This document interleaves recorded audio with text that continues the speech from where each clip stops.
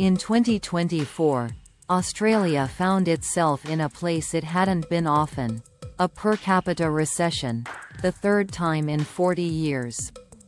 What followed was an alarming drop in wages, taking them back to levels not seen since June 2011. Bushfires, a global pandemic, lockdowns — none of it hit Australians quite like this. What haunted everyone? The cost of living. Australia has long been the poster child of the modern housing boom. Since 1973, house prices in capital cities have increased a staggering 36 times. Now, Sydney claims the unsettling title of the world's second most unaffordable city. But how did we get here? How did one of the most beautiful places on Earth become so unattainable? This is the dark side of Australia. Chapter number 1. Housing and Rental Crisis. Australia, a land of sun-kissed beaches, sprawling cities, and breathtaking parks. It might look like paradise, but living here? That's another story. If you're looking to buy a median home in Melbourne, you'll need to bring in at least $170,000 a year. Sydney? $260,000. To put that in perspective, the median household income is around $100,000 in both cities. Homeownership is more of a pipe dream for many Australians these days. And if you think this is just a Sydney or Melbourne issue, think again. Since 2020, house prices in Brisbane, Adelaide, and Perth have skyrocketed by more than 50%, while wages? A mere 12% increase.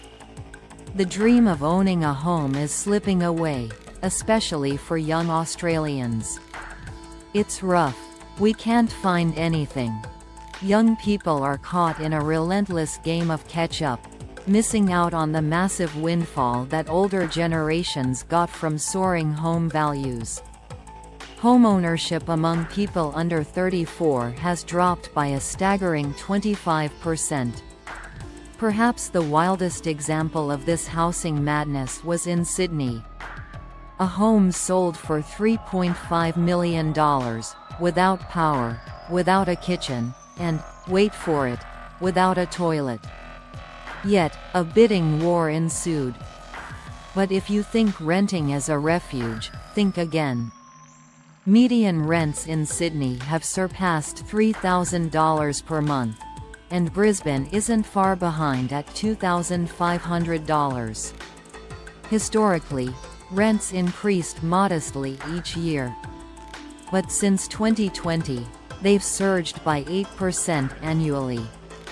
It's 2024, and many Australians are paying rent with wages that haven't budged since 2011. The cherry on top? Even if you can afford the rent, finding a place is a whole different battle. Hundreds of people compete for each rental, with lines stretching around the block for viewings. Renters are fighting not for luxury, but for a basic right: a place to live, sleep, and call home. We had 100 other applicants for our apartment. It was brutal. The notion of working hard to afford a comfortable life is quickly fading, leaving many honest Australians feeling hopeless. Chapter number 2. Immigration, the perfect storm?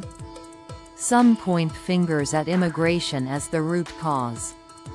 This week, the government admitted the migration system is broken. Between 2023 and 2024, Australia welcomed nearly 740,000 people, a record-breaking number. To put that in context, it's 200,000 more than before COVID hit. More people. Same amount of housing. What do you get? Soaring prices. The rental market feels this impact most acutely. Many new arrivals are temporary visa holders, and 70% of them rent. In migrant-heavy suburbs like Melbourne's southeast or Sydney's inner southwest, rents have jumped 18% in just 1 year. Immigrants often share housing, outbidding locals and driving up rental yields. But when it comes to house prices, the connection to immigration is weak. While Australia's migration rate has remained steady, housing construction has not kept pace. The real issue? We're simply not building enough homes. Chapter number 3. Not enough homes. A construction conundrum in 2023. Only 170,000 homes were completed, the lowest in a decade, despite the largest immigration spike in a generation.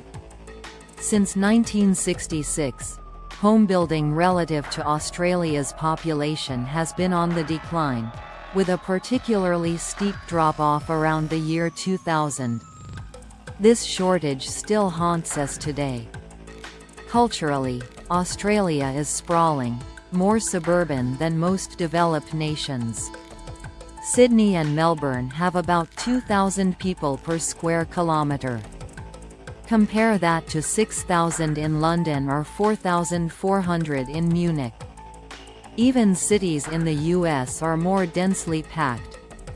While there's plenty of land, the NIMBY, not in my backyard, mindset and government red tape are stifling progress.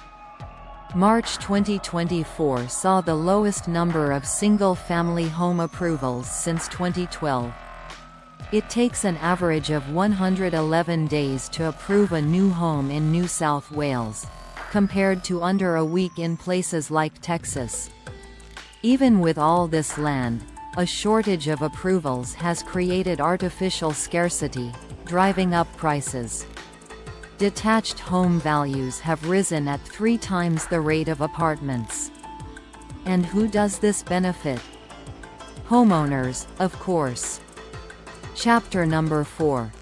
The tax incentive trap. Australia's tax system is also fueling this fire.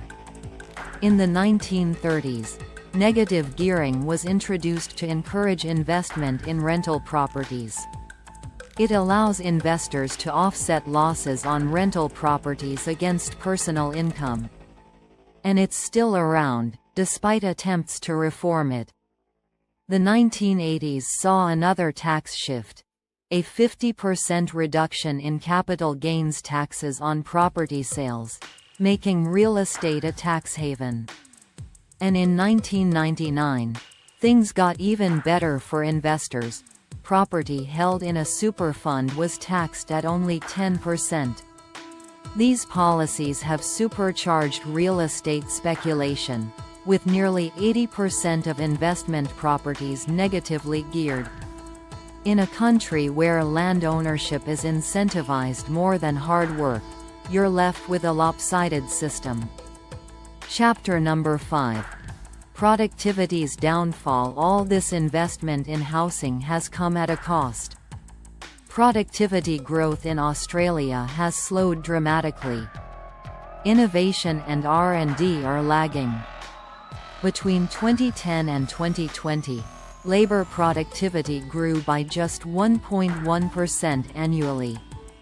Australia's R&D spending is a mere 1.7% of GDP, far below the OECD average of 2.4%. The result? Nominal GDP per capita has stagnated, and real wages are eroding. Australians are working harder but falling further behind. Chapter number 6. Solutions and conclusions. Now, you might be thinking it's easy to blame one political party or another. But the truth is, this housing crisis goes beyond politics. Every government, from Paul Keating to Anthony Albanese, has presided over rising housing prices. This isn't a partisan issue, it's a systemic one. Australia's housing crisis is rooted in decades of policies, cultural preferences, and economic incentives that prioritize land ownership over innovation, fairness, and opportunity. And the worst part? For those born after 1992, the dream of owning a home is becoming just that, a dream. Chapter number 7. Global comparisons. Is Australia truly an outlier? Australia's housing woes aren't unique, but the scale of the crisis makes it stand out. Many other nations have seen surging house prices, especially after the COVID-19 pandemic, but few have felt the intensity of Australia's boom and bust cycles. Take New Zealand, for instance. Their housing market faced similar challenges, and like Australia, negative gearing played a role in inflating prices. However, the New Zealand government took a bold step by limiting tax benefits for property investors, a move that Australia has shied away from despite ongoing debates. The UK and Canada have also battled skyrocketing house prices, but the density of their urban areas is much higher than Australia's, allowing them to absorb population growth more efficiently. While Australia continues to sprawl, these nations have embraced urban densification, building upwards rather than outwards. In contrast, the US, with its vast landmass, shares similarities with Australia in terms of suburban sprawl, but its housing market varies dramatically from region to region. For example, cities like San Francisco face housing shortages due to strict zoning laws, much like Australia's major cities. Yet, other parts of the US, particularly in the South, have maintained more affordable housing by embracing faster development and more lenient building regulations.